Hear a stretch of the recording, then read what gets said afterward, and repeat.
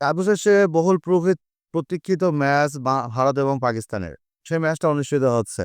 কারণ আমরা সবাই জানছিলাম পাকিস্তান ভারত ম্যাচ বয়কট করছে, ভারতের সাথে পাকিস্তান খেলবে না। বাংলাদেশকে সমর্থন জানিয়ে পাকিস্তান টোটালি বলে দিছিল, এমনকি পাকিস্তানের প্রধানমন্ত্রী পর্যন্ত ব্রিফিং দিছিল যে তারা ভারতের সাথে ম্যাচ খেলবে না। কিন্তু অবশেষে কিছু শর্ত সাপেক্ষে বাংলাদেশের সাথে ম্যাচ খেলতে যাচ্ছে পাকিস্তান। প্রথম শর্ত, 28 থেকে 31 সালের মধ্যে বাংলাদেশকে একটা আইসিসি ইভেন্ট দিতে হবে। সেই সাথে বাংলাদেশ যে টি-20 ওয়ার্ল্ড কাপে খেললো না বা পার্টিসিপেট করলো না, বাংলাদেশকে একটা আর্থিক ক্ষতিপূরণ দিতে হবে এবং বাংলাদেশের উপর কোনো আর্থিক জরিমানা আনা যাবে না। এবং সেই সাথে বাংলাদেশ, ভারত, পাকিস্তানের একটা ত্রিদেশীয় সিরিজ চায় পাকিস্তান ক্রিকেট বোর্ড। সেটা হতে পারে বাংলাদেশে, সেটা হতে পারে ভারতে, সেটা হতে পারে অন্য কোনো জায়গায়। তবে এটা করে বাংলাদেশকে একটা ক্ষতি থেকে বাঁচাই দিয়ে দিয়েছে পাকিস্তান। তো সব মিলায় পাকিস্তান শর্তগুলো আইসিসি মেনে নিয়ে বাংলাদেশ পাকিস্তানকে অনুরোধ করে পাকিস্তান খেলতে যাচ্ছে ভারতের সাথে। বাংলাদেশের অনুরোধে পাকিস্তান যখন ভারতের সাথে খেলতে রাজি হয়ে গেল, তখন একটু চলেন এই ম্যাচটা নিয়ে আলোচনা করা যাক। কারণ ভারত পাকিস্তান ম্যাচ মানেই উত্তেজনায় ঠাসা, ভারত পাকিস্তান ম্যাচ মানেই গোলাবারুদের ঠাসা, ভারত পাকিস্তান ম্যাচ মানেই আলোচনার টেবিল গরম করা, চায়ের কাপ গরম করা। কিন্তু আদৌ কি আধুনিক বাস্তবতা তা বলে? ভারত পাকিস্তান ম্যাচ কি আদৌ সেই ইনজামামুল হক, ওয়াকার ইউনুস, শোয়েব আখতার, সাকলাইন মুস্তাকের যুগ বা সচিন টেন্ডুলকার, সৌরভ গাঙ্গুলি, রাহুল দ্রাবিড়, বীরেন্দ্র সেহবাগ, এম.এস ধোনি এদের মতো হয়? আসলে হয় না। ভারত পাকিস্তান ম্যাচটা এখন নামে চলে। এটা আপনাদের মানে নিতেই হবে। আমার কথা আপনারা মেনে নিতে পারেন আর না পারেন, কিন্তু বাস্তবতা তাই বলে। কারণ লাস্ট আপনারা যদি আইসিসি ইভেন্টে ওয়ার্ল্ড কাপ বলেন, টি-20 ওয়ার্ল্ড কাপ বলেন, এশিয়া কাপ বলেন, কোনো ম্যাচে কিন্তু ভারত পাকিস্তান ম্যাচ আর ওই উত্তেজনা ছড়ায় না। কারণটা হচ্ছে পাকিস্তান ক্রিকেট টিম ভারতের কাছে নাদান শিশু। এটা আপনাকে মেনে নিতে হবে।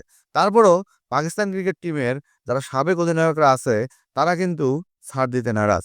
যেমন গতকালকে শোয়েব আখতারকে দেখলাম যে ভারত পাকিস্তান ম্যাচ নিয়ে কথা বলতেছে। সেখানে তিনি বলতেছে ভারতের ব্যাটাররা বা ভারতের যে টিমটা আছে টি-20-তে তারা অনেক, অনেক বেশি ডেঞ্জারাস।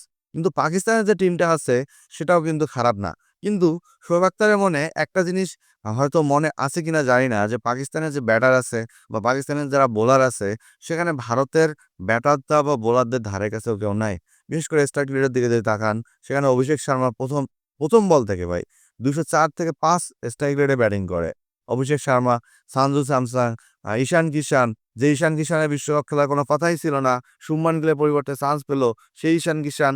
এরপর হার্দিক পান্ডিয়া, সূর্যকুমার যাদব, যে সূর্যকুমার যাদবকে নিয়ে অনেক প্রশ্ন হয়েছে, যে সূর্যকুমার যাদবকে নিয়ে অনেক কথা হয়েছে, যে সূর্যকুমার যাদব হারায় গেছে, রান করতে পারতেছে না, তাকে দল থেকে বাদ দেওয়া দরকার, সময় আসছে, তিনি ক্যাপ্টেন কোটায় খেলতেছে।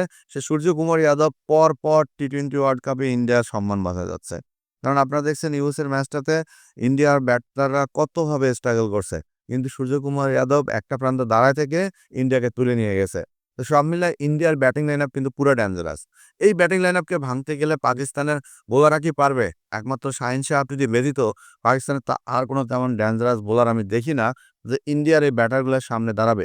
সেই সাথে পাকিস্তানের ব্যাটিং লাইন আপের দিকে যদি তাকাই, সেখানে ফাখার জামান বলেন, শাহজাদা ফারহান বলেন, এরা তো আর সেই ধারাবাহিক কোনো ফর্ম আমি রিসেন্ট দেখি না। ফাখার জামান তো ব্যর্থতায় শতগুণে ভরা। শাহজাদা ফারহানের তো স্ট্রাইক রেট নাই বলতেই চলে। তারপরেও টানে টুনে যদি তিনি ১২৮ বা ৩০ রেটে স্ট্রাইক রেটে ব্যাটিং করলে তো করতে পারে। এরপর নওয়াজ থেকে শুরু করে যারাই খেলতেছে, সাদাব যারাই খেলতেছে পাকিস্তানে, তাদের থেকে মনে হয় শেষের দিকে এসে পাকিস্তানের টেলেন্ডারদের স্ট্রাইক রেট অনেক ভালো। আপনারা যদি দেখেন নেদারল্যান্ডের ম্যাচটাতে, সেখানে পাকিস্তানের একজন প্লেয়ার শেষের দিকে এসে ১ ওভারে ২৬ রান নিয়ে ম্যাচটা জেতায় পাকিস্তানের সম্মান বাঁচাইছে। না হলে তো পাকিস্তানের এই গ্রুপ থেকে আউট হয়ে যাওয়ার সম্ভাবনা ছিল। সব মিলায় ভারত পাকিস্তানের ২ টিম কম্বিনেশন যদি আপনারা তাকান, সেখানে কিন্তু ইন্ডিয়া এগিয়ে আছে। এটা আপনাকে মেনে নিতে হবে। কারণ টি-20 খেলার চিত্রে ইন্ডিয়া এগিয়ে আছে, পাকিস্তান পিছিয়ে আছে। এবং তারপরও পাকিস্তানের ভক্তরা, পাকিস্তানের সাবেক ক্রিকেটাররা আশা করে অনেক নাটক হয়েছে এই ম্যাচ নিয়ে। সো এই ম্যাচে যদি পাকিস্তান জিততে পারে, তাহলে একটা দাঁত ভাঙা জবাব পাকিস্তান দিতে পারবে, এমনটাই মনে করে শোয়েব আখতার। আর পাকিস্তান যদি হেরে যায়, তাহলে মাথা নিচুই থাকতে হবে পাকিস্তানিদের। এটা কিন্তু মাথায় রাখতে হবে। তো সব মিলায় যারা পেজে দেখছেন তারা ফলো করবেন এবং যারা চ্যানেল দেখছেন তারা অবশ্যই সাবস্ক্রাইব করবেন।